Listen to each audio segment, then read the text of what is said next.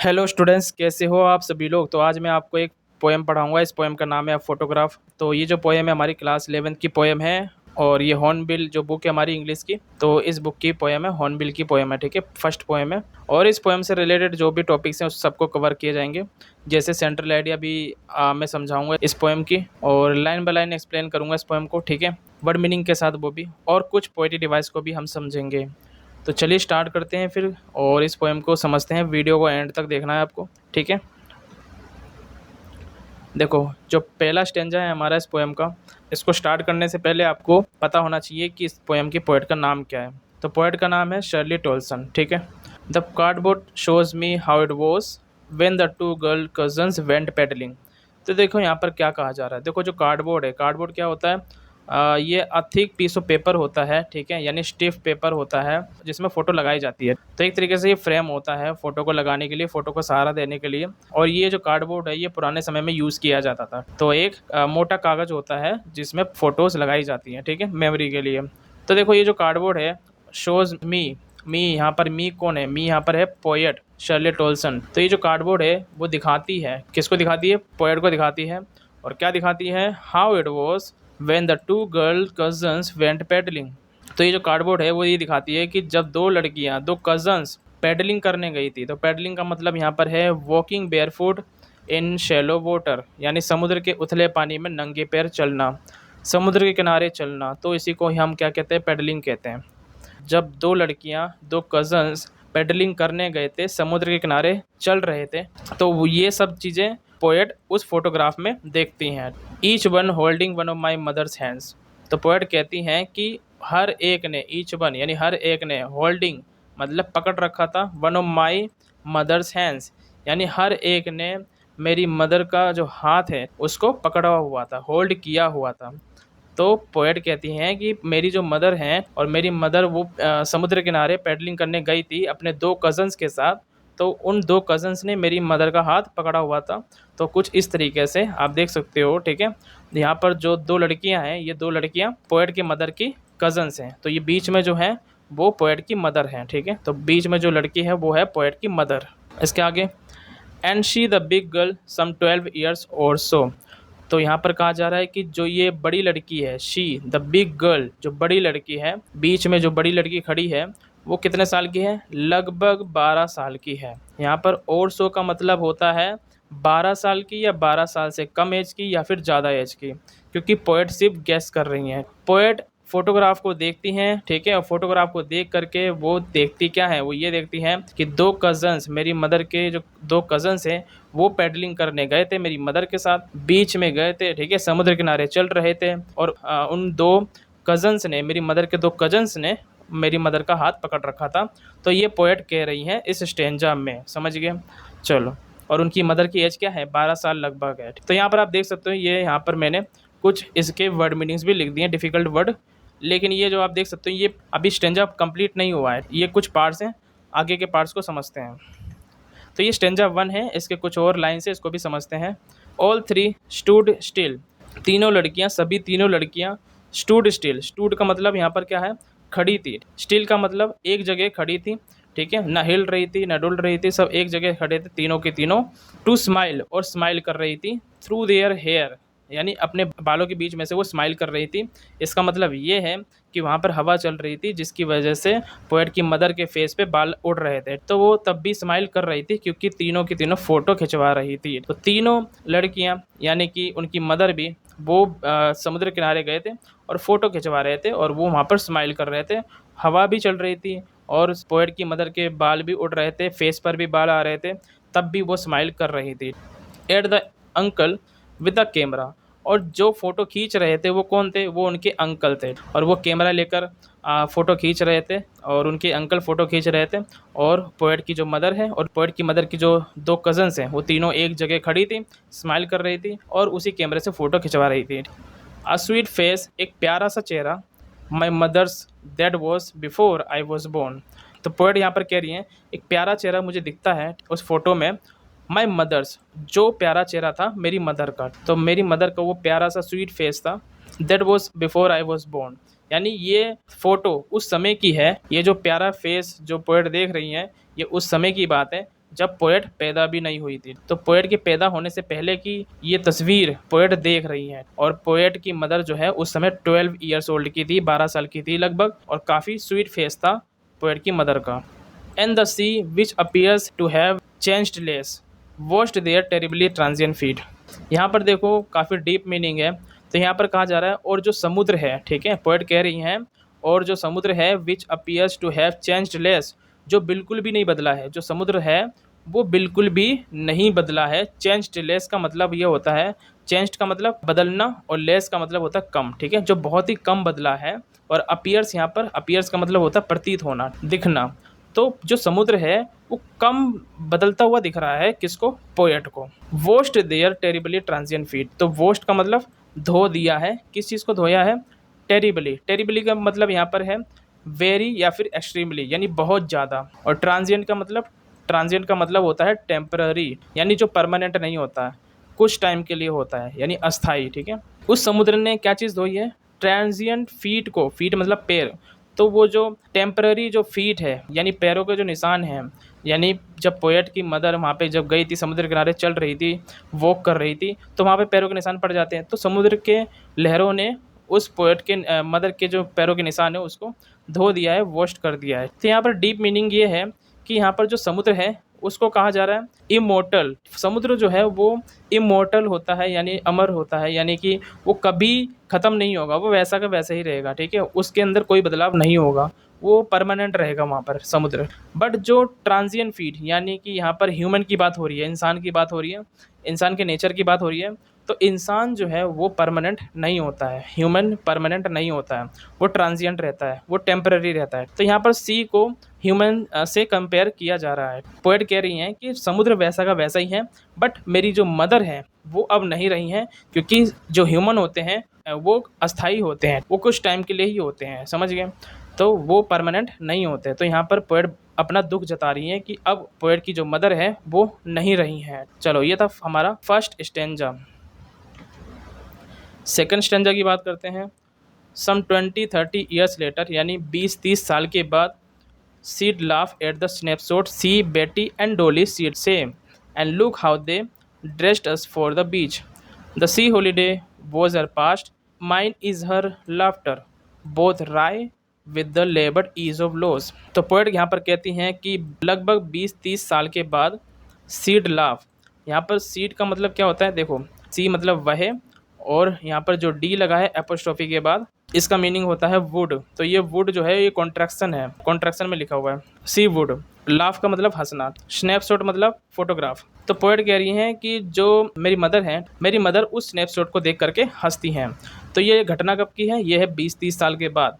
तो 20-30 साल के बाद पोएट की मदर उस फोटोग्राफ को देख करके हंसने लग जाती हैं, ठीक है। जब पोएट का जन्म भी हो गया था और पोएट वहाँ पर अपने मदर के पास खड़ी थी या बैठी थी, पोएट की मदर उस फोटोग्राफ को देख रही थी जब पोएट की मदर और उनकी 2 कज़न्स समुद्र किनारे पैडलिंग करने गए थे, और उस फोटोग्राफ को देख करके पोएट की मदर काफ़ी ज़्यादा हंसने लग जाती हैं। और क्या कहती हैं पोएट की मदर? सी बेटी एंड डोली सीट से। तो पोएट की मदर कहती है देखो बेटी और डोली को। तो बेटी और डोली कौन है? यही है उनके 2 कज़न्स। तो जो 2 कज़न्स आपको फोटोग्राफ में दिखते हैं उनके साथ, पोएट की मदर के साथ, उन्हीं का नाम है बेटी और डोली। तो वो कहती है देखो ये बेटी और डोली को किस तरीके से इनको ड्रेसअप किया गया है, किस तरीके से इनको कपड़े पहनाए गए हैं बीच में जाने के लिए। और यहाँ पर दे का मतलब, देखो ये जो दे है ये कौन है? ये हैं इनके पेरेंट्स, ठीक है। तो पोएट की मदर कहती है देखो मुझे और मेरे दोनों कज़न्स को हमारे पेरेंट्स ने कैसे ड्रेसअप किया हुआ है, कैसे कपड़े पहनाए हुए हैं बीच में जाने के लिए। तो वही चीज़ें देख करके पोएट की मदर काफ़ी ज़्यादा हंसने लग जाती हैं, क्योंकि वो एक यादगार मोमेंट था। The C holiday was her past, mine is her laughter.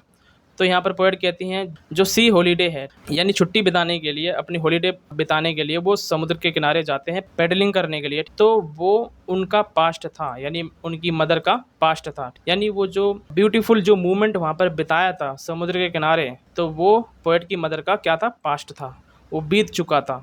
Mine is her laughter, और जो पोएट का जो पास्ट है वो है उनकी मदर का हंसना, ठीक है। तो जब पोएट की मदर हंसती हैं और पोएट वहीं पर देख करके, खड़ी होकर के वो देखती हैं कि पोएट की मदर हंस रही हैं उस फोटो को देख करके, तो वो चीज़ पोएट को याद आती है, समझ गए। क्योंकि अब याद क्यों आ रही है, क्योंकि अब पोएट की मदर नहीं रही, तो इसी वजह से पोएट अपनी मदर को मिस करती हैं। Both wry with the laboured ease of loss.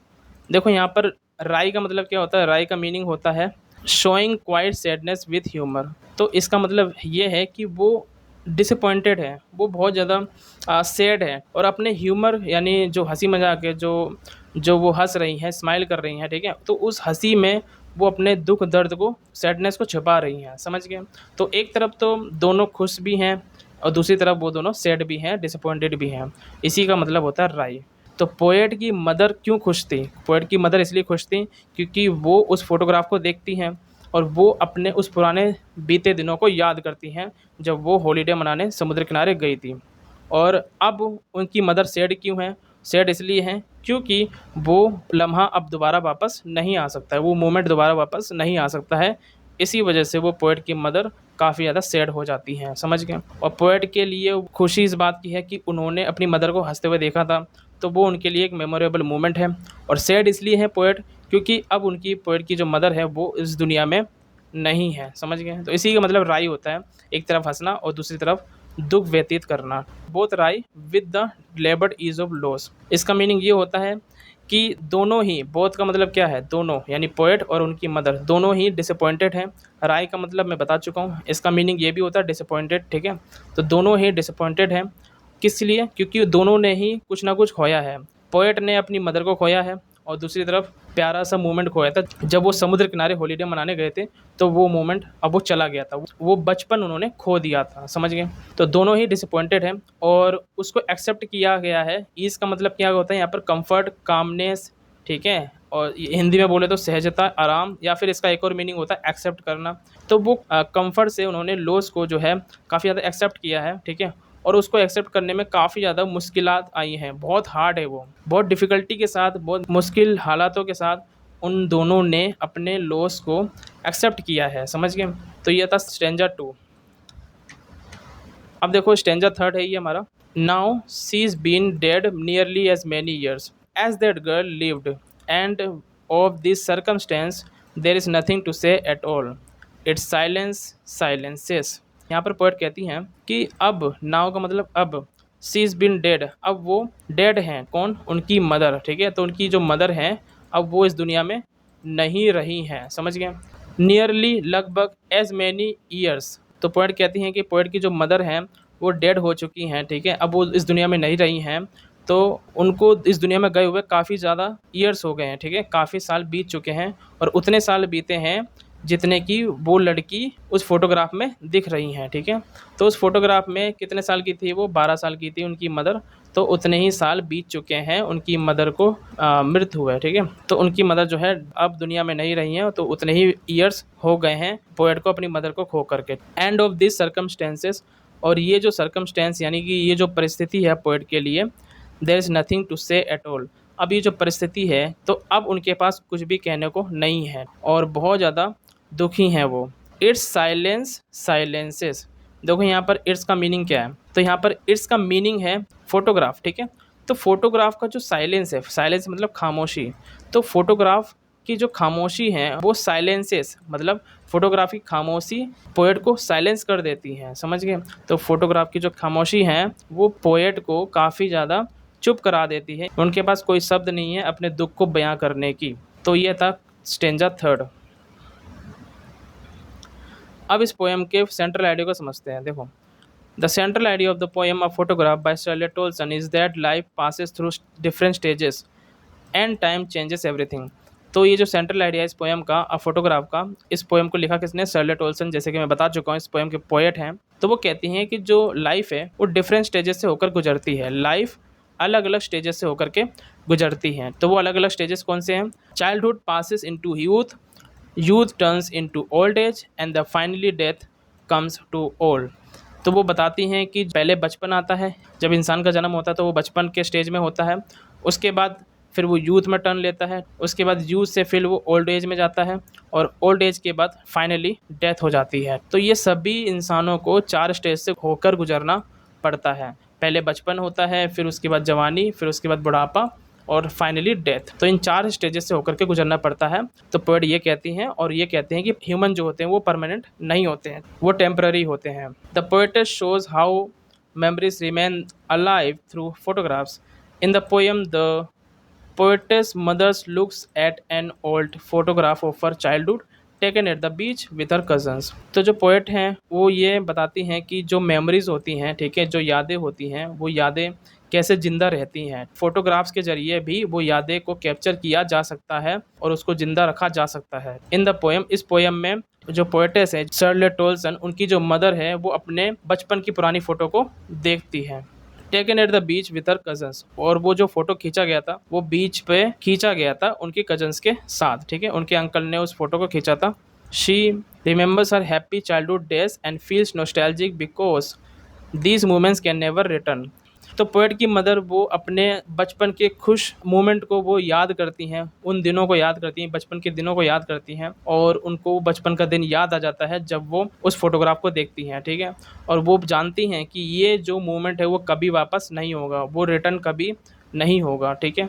After her mother's death the poetess herself looks at the same photograph and feels sad because her mother is no longer alive. Thus, both the mother and the daughter experience loss. The mother feels sad because her childhood has passed away, while the poetess feels sad because her mother has passed away. The poem beautifully expresses the pain caused by the passage of time and the temporary nature of human life. जैसे कि मैं बता चुका हूँ कि poet की जो mother है वो अपने बीते चाइल्डहुड दिनों को याद करती हैं, तो वो मोमेंट, वो जो पल है वो दोबारा वापस नहीं आएगा। उसके बाद उनकी मदर की डेथ हो जाती है, पोएट की मदर की डेथ हो जाती है, और फिर पोएट भी उसी फोटोग्राफ को, उसी सेम फोटोग्राफ को देखती हैं और काफ़ी ज़्यादा सैड फील करती हैं। क्यों करती हैं? क्योंकि अब उनकी मदर जो है इस दुनिया में नहीं रही थी, तो वो अपनी मदर को काफ़ी ज़्यादा मिस करती है। तो पोएट की मदर उस फोटोग्राफ को देख करके अपने बचपन के दिनों को याद करती हैं और पोएट उस फोटोग्राफ को देख करके अपनी मदर को याद करती हैं। तो दोनों मदर और डॉटर अपने लॉस को एक्सपीरियंस करते हैं, और मदर सैड इसलिए होती हैं क्योंकि उन्होंने अपना बचपन खोया था, और जो पोएट हैं वो सैड फील इसलिए करती हैं क्योंकि उन्होंने अपनी मदर को खो दिया था। अब हम समझते हैं इस पोएम के पोएट्री डिवाइसेस को। तो देखो, सबसे पहले पोएट्री डिवाइस हमारा एलिट्रेशन है। तो एलिट्रेशन का मीनिंग क्या है? देखो, it is the repetition of same starting sound और letter in the nearby words. जो दो स्टार्टिंग के जो दो वर्ड्स होंगे और सेम लेटर से स्टार्ट होंगे, सेम लेटर या सेम साउंड से स्टार्ट होंगे, उसी को ही हम क्या कहते हैं? एलिट्रेशन कहते हैं। एग्जाम्पल के लिए जैसे यहाँ पर लिखा है टेरिबली ट्रांजिएंट, तो टेरिबली ट्रांजिएंट में यहाँ पर दो वर्ड्स हैं और यहाँ पर दो वर्ड्स के स्टार्टिंग में जो लेटर है या फिर साउंड है वो दोनों ही सेम है, टी और टी। तो टेरिबली में भी टी आता है और ट्रांजिएंट में भी टी आता है। इसका मतलब ये है एलिट्रेशन। यहाँ पर आप देख सकते हो स्टूड और स्टिल भी है, यहाँ पर एस और एस, थ्रू और देयर, तो यहाँ पर भी टी और टी, इसी को एलिट्रेशन कहते हैं, ठीक है। बात करते हैं रिपीटेशन की। तो it is the use of the same word और phrase more than once for emphasize. तो यहाँ पर सेम वर्ड आता है, ठीक है, या फिर सेम फ्रेज आता है। तो रिपीटेशन में क्या होता है कि सेम वर्ड आता है या सेम फ्रेज आता है, और जबकि एलिट्रेशन में ये होता है कि सेम लेटर आता है या सेम साउंड होता है, ठीक है। तो यहाँ पर इसका एग्जांपल है साइलेंस, साइलेंसेस। यहाँ पर आप देख सकते हो दो सेम वर्ड हैं और ये रिपीट हुआ है दो बार, तो ये रिपीटेशन है। नेक्स्ट देखते हैं ऑक्सीमोरोन। ऑक्सीमोरोन क्या है? It is a combination of two opposite और कंट्रास्टिंग वर्ड्स प्लेस्ड टुगेदर।